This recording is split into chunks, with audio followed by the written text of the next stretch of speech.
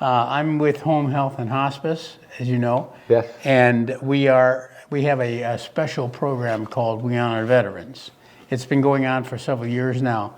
And what it's meant to do is to provide a more or less thank you to servicemen and women who are either under our care or in hospice, to let them know how much we appreciate their service to our country. I'm here to talk to you about your service and about We Honor Veterans program. We, as you know, several weeks back we had a ceremony for you. Yes. And what a turnout. Yes. You told the few people in here, and the whole, I think, building turned out for it. That's how much they thought of you, and they think of you very highly.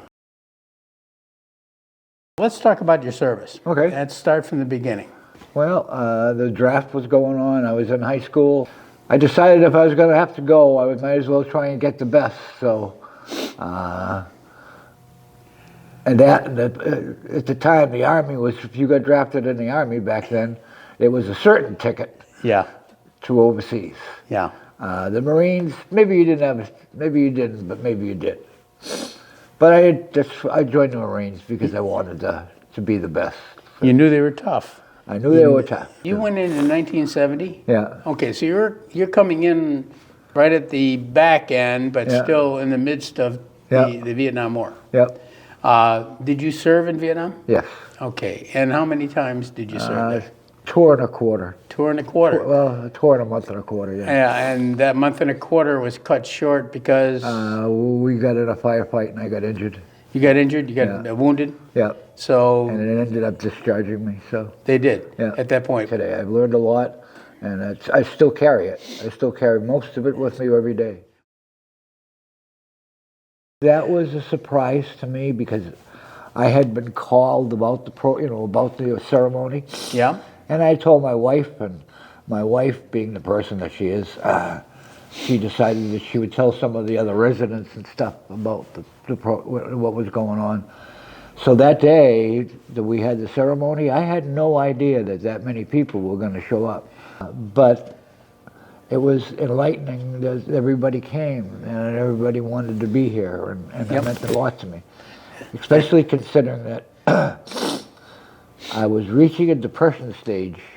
I'm in hospice right now, so I mean, I could be not here tomorrow, depending on what's going on. And I was starting to get depressed, and I was starting to have some bad time, and the health creeps bad, when you're not. And I'll tell you, that just lifted my spirits so much. And I will honestly say, I know I joke about the Army, but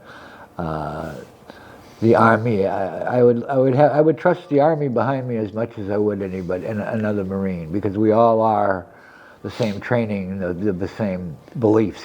Absolutely, and on the same side of freedom and liberty. That's and right. That's the legacy that you've left behind.